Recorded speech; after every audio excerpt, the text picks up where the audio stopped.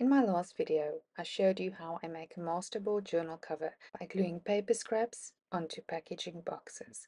Today, I'll show you how I cover the inside, add the signatures or papers, and make the closure. Hi, and welcome back. I'm Veronica, and this is Timeless Treasures. Before I show you how to make this tiny journal, I want to quickly show you a couple that I've already completed. They are just so pretty, so cute, and they make great gifts.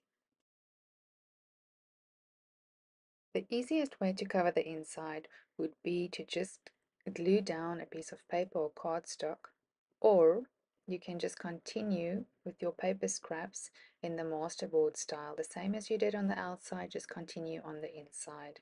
But that would, however, mean that you will bind the signatures directly into the spine and your threads will be visible on the outside. That's not a problem because you can always cover the spine on the outside with a piece of fabric or leave it just as it is for interest and hang some beads or something from it. But for this journal, I don't want the threads to show on the outside because I'll be making this sleeve type closure. To start off, I'm looking through my offcuts for a piece of cardstock big enough to cover the entire inside. Then I measure and cut it to size, which is about a 1/4 inch smaller than the cover, and this allows for a nice thin border around the edges.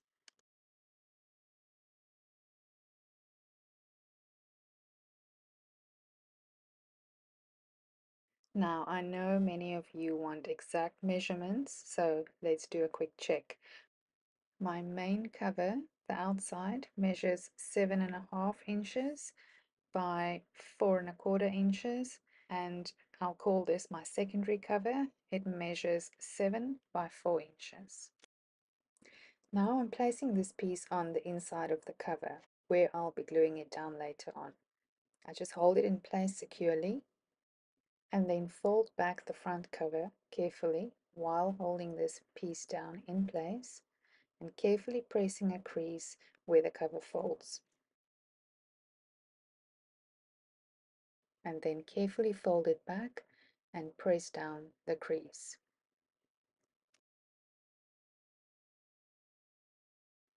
And while still holding it in place, I do the same with the back. So essentially, I've created a secondary cover, which is a 1/4 inch smaller than the actual cover. And I'll sew my signatures directly into the spine of this secondary cover and then glue this whole piece down into the actual cover. Now I want to make a guide or a template for sewing in the signatures. Basically just something to help me determine where the holes will be. So I'm measuring the width of the spine, which is 1.25 inches. And now I'm just tearing down a piece of scrap paper of that width. Just a quick check to make sure it fits. It's a little bit over, so I'm just tearing it down slightly more. And then I just tear it down lengthwise to measure exactly from the top to the bottom of the cover. Since the spine is 1.25 inches wide, I can easily fit 3 signatures of about 10 pages each in here, with a 1/4 inch in between each signature. So to determine where my holes will be, I need to fold this template or guide into 3. First, I fold it in half lengthwise, and then I fold each half in half again.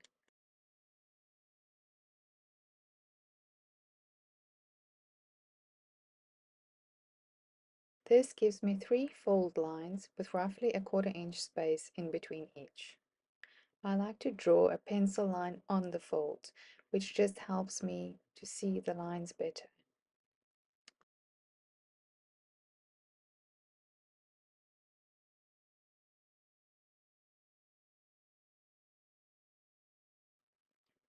Now I just fold these 2 short ends together to mark the middle, and then I fold each short end inward about 1/2 inch from the side.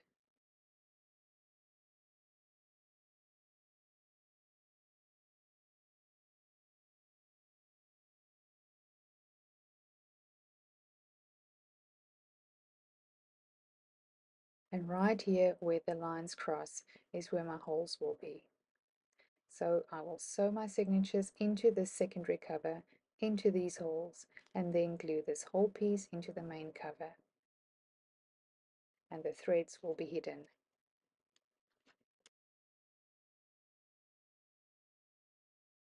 Now to decide on the paper selection for my signatures. And for these tiny journals, I always try to use my scraps and offcuts first, wherever possible. So I'm just going through my box of scraps here and pulling out a couple of options. I like to use a mixture of colors, textures, and also I like to add in some pattern papers and lined papers for beauty and interest. Now that I have my paper selection ready, I can start folding the signatures. I won't be working with the original cover, I'll be working with this secondary cover for now. So my method of folding the pages and creating the signatures is to first create a template page. So I will tear down a piece of paper on the exact measurements of this secondary cover. Then I fold it in half and I place it down exactly on the score line of the back cover. Then I just tear it down in line with the edge of the cover.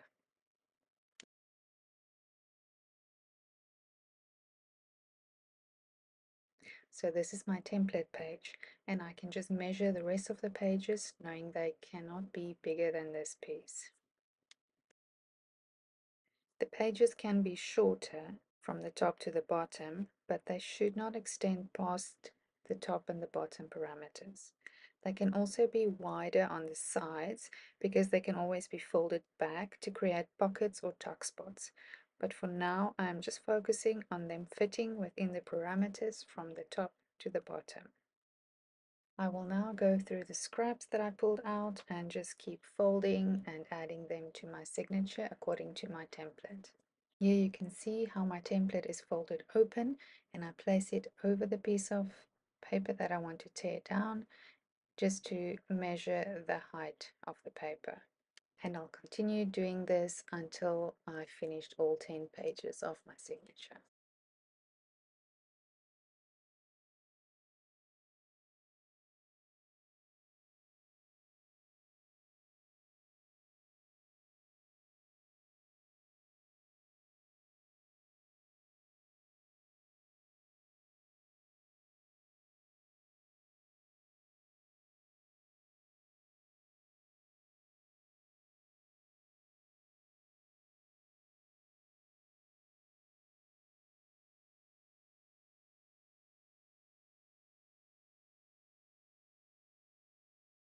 I just want to slow everything down for a bit as we get to the first page of the signature, because I like to first check that the rest of the pages line up according to my template.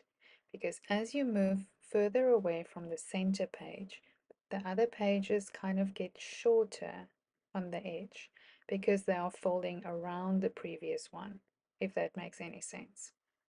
So meaning if you just measured all the pages according to the template page, then folded them and stacked them one inside the other, your edges will have a bit of a staggered look. So to avoid this, I open the signature in the middle. Then with my template page, I measure the sides and cut or tear the excess or fold it back like this to create a flip out page or pocket.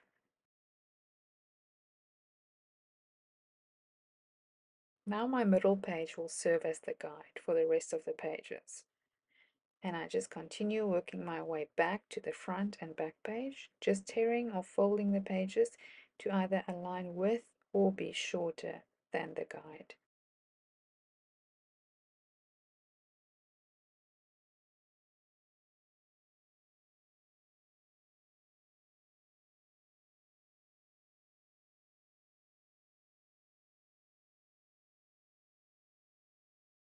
Now when I get to my front page, I can measure it exactly or just a little bit over the edge of the previous pages. And that's one signature done. And now I'll do exactly the same for the other two signatures.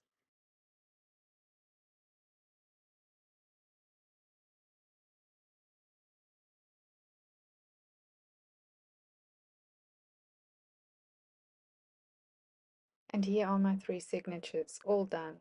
Now to bind them into the cover. So like I said in the beginning, I will bind them into this secondary cover, and then I will glue this whole piece into the actual cover. Before I start poking holes, I'm going to clip together my signatures just to be sure that the pages don't move around. If you do have some shorter pages, make sure they are positioned where you want them before you clip them. Now I need to make the holes where I will sew in the signatures.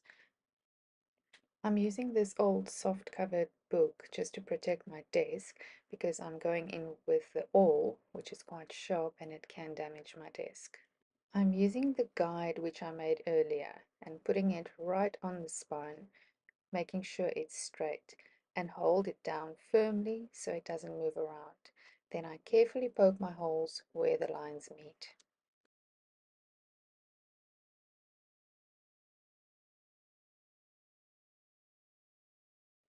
Now to determine the hole placement for the signatures. For this, I always start from the back and work my way forward. So I'm taking the last signature, putting it right up against the holes that I just poked, making sure it's very straight. Then I mark with a pen or a marker just on the edge here where my holes need to be. Now I open it up, flip it over, and poke my holes right on those marks. When the pages are stacked together like this, and I open it up to poke the holes from the outside in, the holes on the inside are not always exactly on that fold line. So I just go in from the inside as well and poke the hole right on that fold line from the inside out. And don't worry about that other little hole, it won't even be visible when you're done with your journal. Now I'll do exactly the same with the middle signature, making sure I measure along the middle set of holes.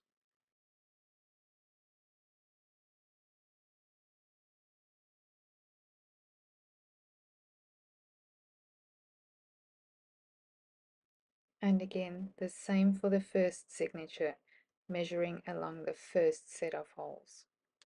To sew in the signatures, I use this thin yarn and a needle with a big enough eye to get it through, but not too big that it will leave bigger holes in my paper. To get the right length, I measure 3 times from the top to the bottom of the cover. Since I want my strings to be hidden, I need to start my sewing from the outside going in, and on the inside it will then just show the flat string. So I'm starting from the outside. From the back set of holes, I'll start with the middle hole. I push my needle through the cover and leave a tail of string on the outside.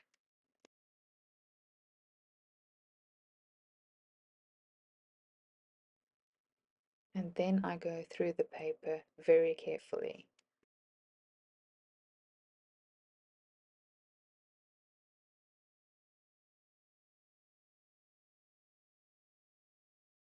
Now I'm going back in with my needle through the next hole.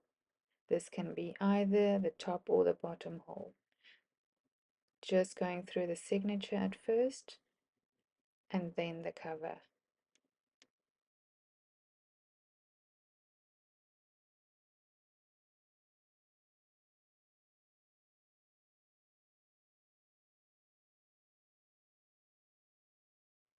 And then coming back from the outside, going in through the last hole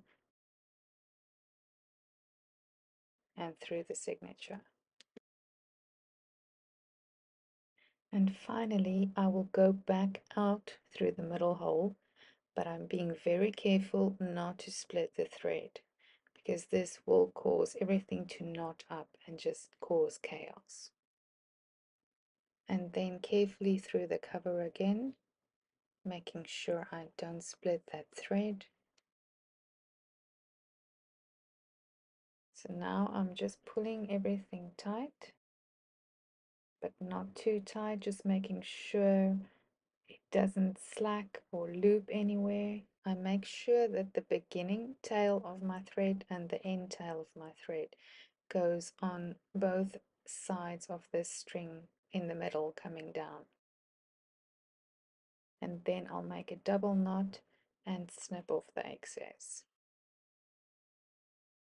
Now everything is secure, so it's safe to remove my clips, and I'll train the pages by folding them back and forth and pressing them down slightly where the threads are attaching them to the cover.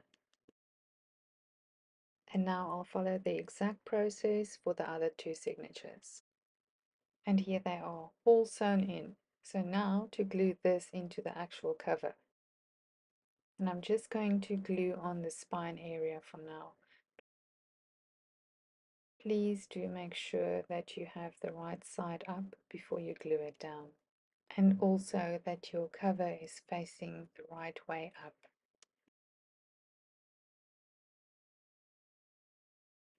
I'm just using regular PVA glue and a paintbrush, and I'm only focusing on the spine area for now. So I'm spreading the glue right over those threads, and I'm making sure to get the glue all the way to the edges.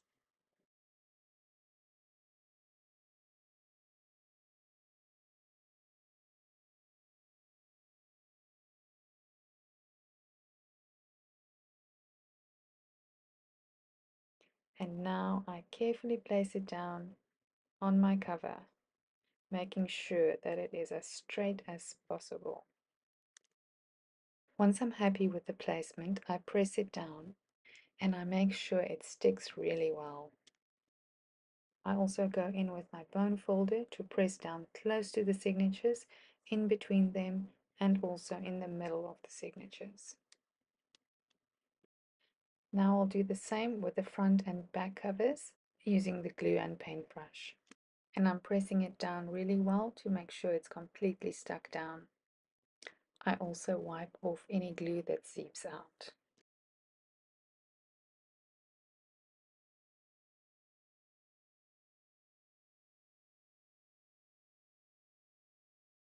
Just a quick tip, if you wanted to add a simple ribbon tie closure like this, you should have put the ribbon down before gluing in this secondary cover with the signatures or your inside covers. But do try this sleeve cover, it really is quick and easy to make. Once the glue has completely dried, it's time to fold the cover. I work my way along the score line of the outer cover to create a score line on the inside cover to help with the folding.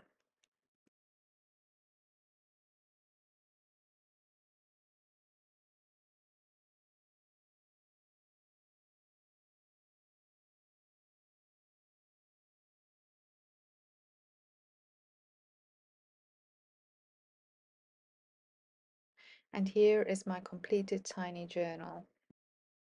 Now I just need to make my sleeve slide over closure, and I have previously made a shorter tutorial video on this, so just search through my channel if you're interested in watching that, but I'll quickly show you again here.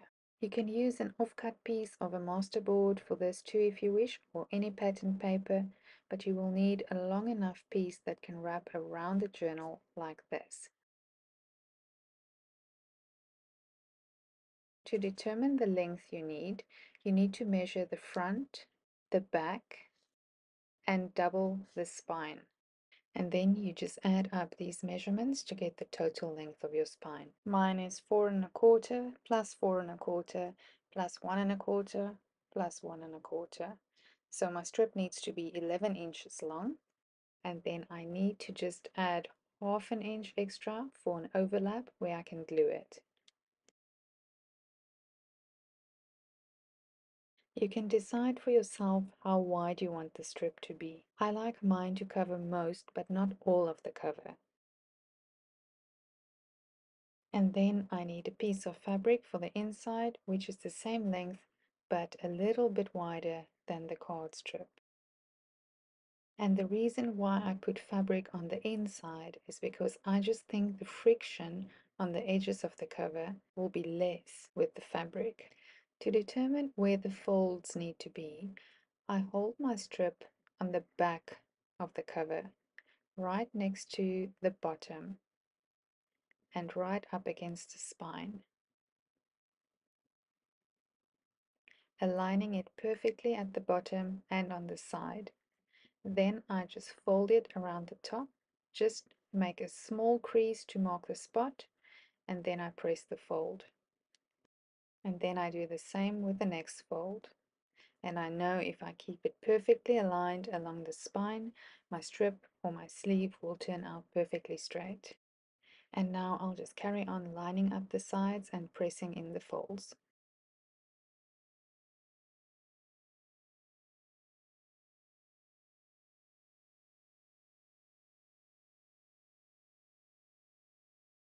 And the last fold will have about 1/2 inch of an overlap, and this is where I'll glue it. But before I do that, I will first do all of my inking and stamping. Now I'm ready to glue this card strip to the fabric. I'm going to use Beacon 3-in-1, which I believe is similar to Fabri-Tac, but you can use any glue that will hold fabric to paper. I will start by gluing the whole strip to the fabric, and then I'll trim off the excess fabric ends.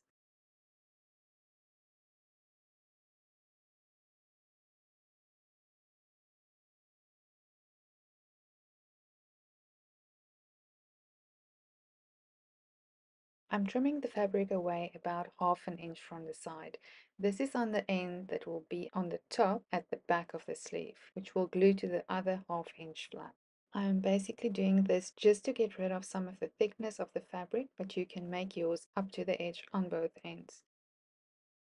The fabric on the 1/2 inch flap I will leave right up to the edge. Now I'm just applying my glue and pressing these two ends together to close the sleeve. And that's the basics of the sleeve closure. Now it's just a matter of decorating. I like to decorate mine with ready-made clusters. So here I'm just looking through the options to find the right piece, and then I just glue it in place. And that's the sleeve closure. And this tiny journal is also complete. You can further decorate the cover if you wish, and obviously all that's left to do now is to decorate the inside pages, add pockets and tags and all those lovely things, but I'm sure you know how to do that. So go ahead and have fun. Until my next video. Thanks for watching.